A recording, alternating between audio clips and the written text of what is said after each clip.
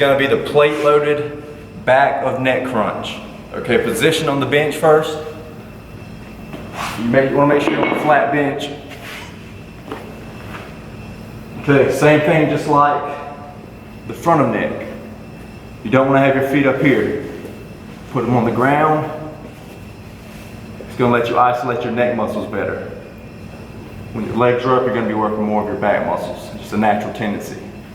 Okay, so once you got your good grounded here, you're anchored down onto the bench, position of where we're gonna come off to. So again, we're gonna come down.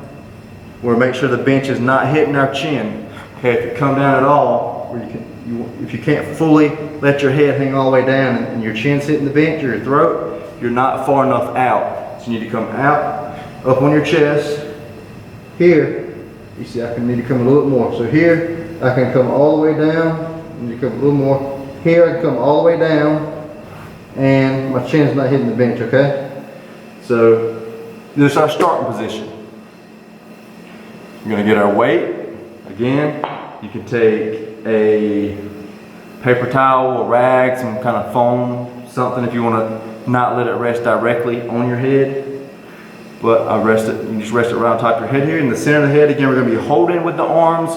We're not doing any lifting with the arms, okay? Anytime you're trying to push up with the weights with your hands, you're taking the tension off of your neck muscles and you're working your arms. You're not wanting to do that. The point of this exercise is to work your neck muscles, the back of the neck muscles. So, anchor down, grounded good.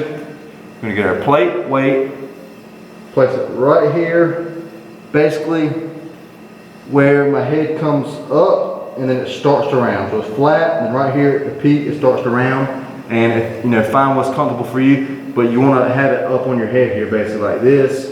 And that area allows you, if you are parallel to the ground like I am now, it allows it to rest there. If you have it too far low, the weight's not really on your head. Okay, you want the weight on your head, and if it's too far high, the tension's not going to be right. Here, if it's too far, you can't see because of this, but if the tension is too far on my head here, the weight's not really pulling down on my head, okay? So if it's directly on the back of my head here, that's where we want it. The gravity's pulling the most on it, okay? So come down, get a good stretch, come up to about here, okay? Now, this is very important. This is gonna be about a complete contraction. Yes, with the neck, I can come all the way up here and contract, okay?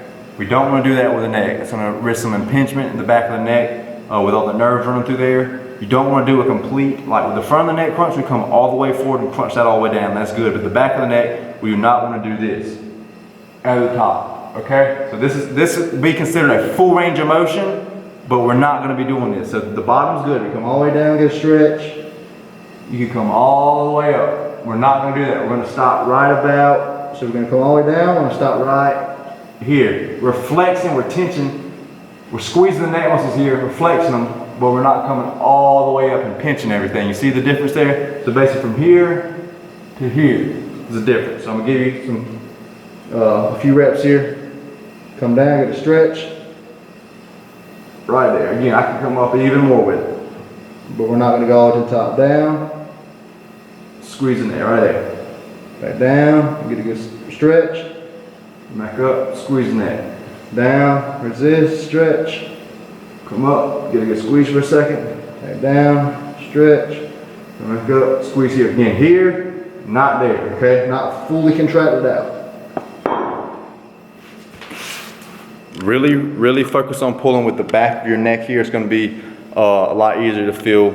You'll feel your back wanting to take over everything, but you wanna keep this, we're isolating the back of the neck here. So do your best to feel it in the back of your neck.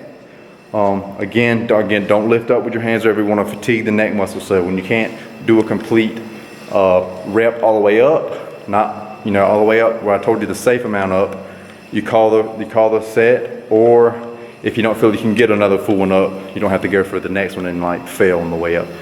This is the mark I was telling y'all about for the